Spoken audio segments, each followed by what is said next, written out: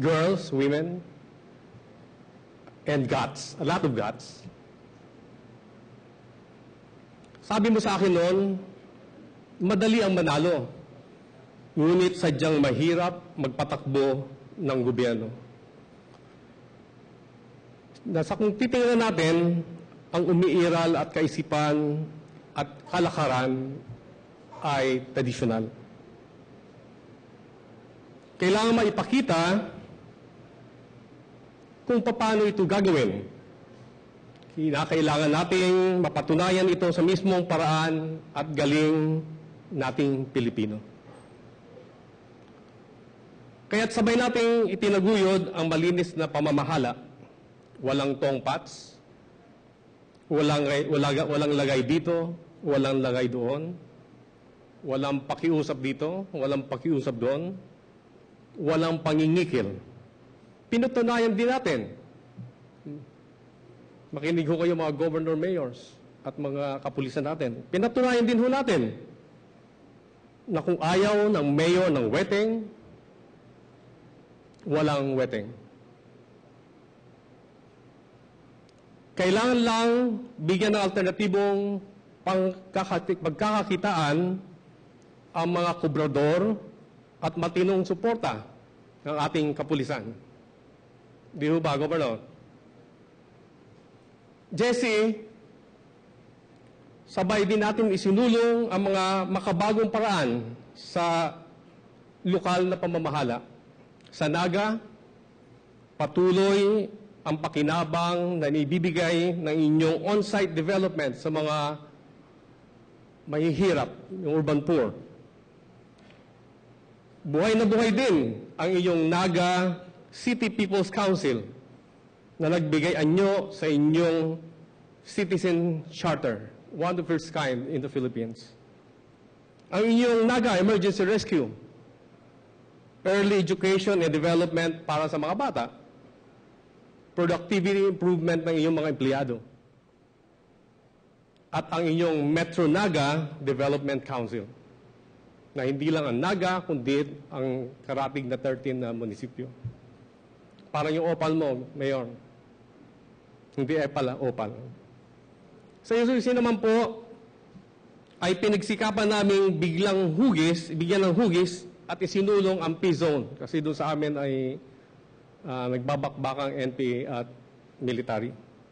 Sinulong din namin ang reforma sa agraryo at Integrated Area Development Program upang mapalawak pa at malikhain at sama-samang pagpupunyigi para sa tunay at tuloy-tuloy na pag-unlad ng ating mga mamamayan.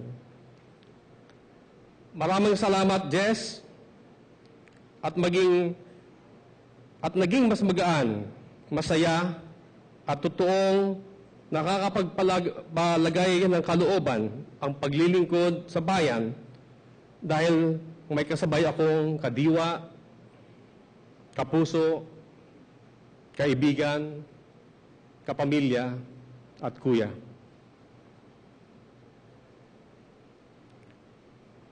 Salamat din, Jess, sa tulong mo sa akin sa Harvard, pati mga gamit niyo ni Lenny sa Peabody Terrace ay ipinasa mo sa amin ni Oyan para makapagsimula.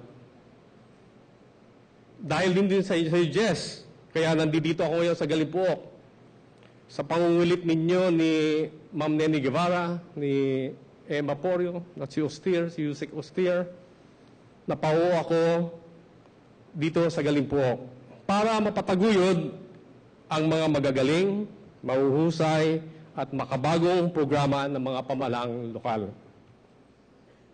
Jesse, alam mo ba na dahil sa iyo, ang Naga ang nakakuha ng pinakamaraming Galimpook Awards sa buong Pilipinas?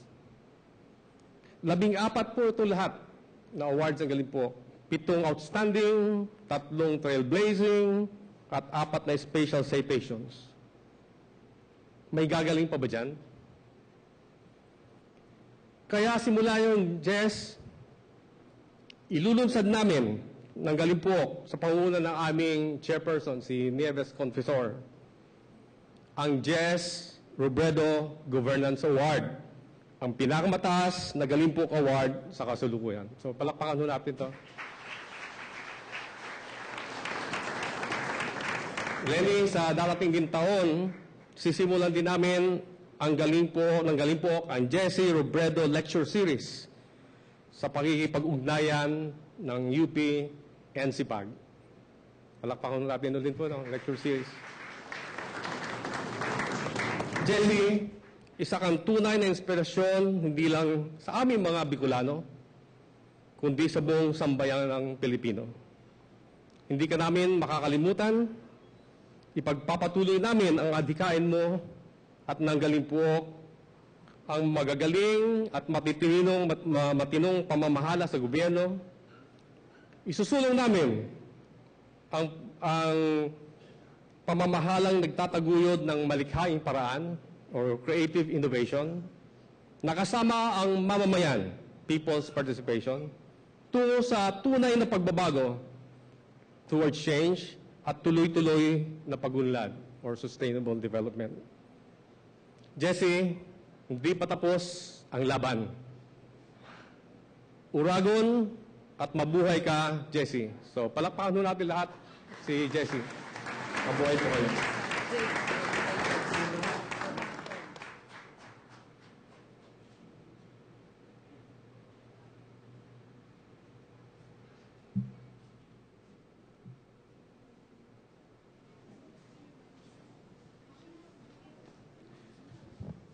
Transparency and accountability are indeed the guiding principles in the Robredo brand of leadership.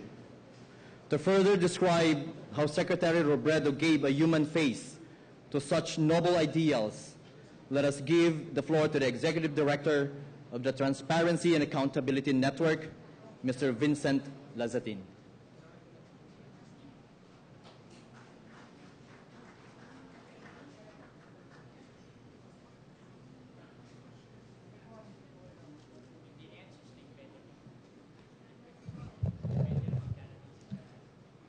As I sat down to write this speech, I struggled to make it profound because Jesse Robredo's influence on me and the country was profound.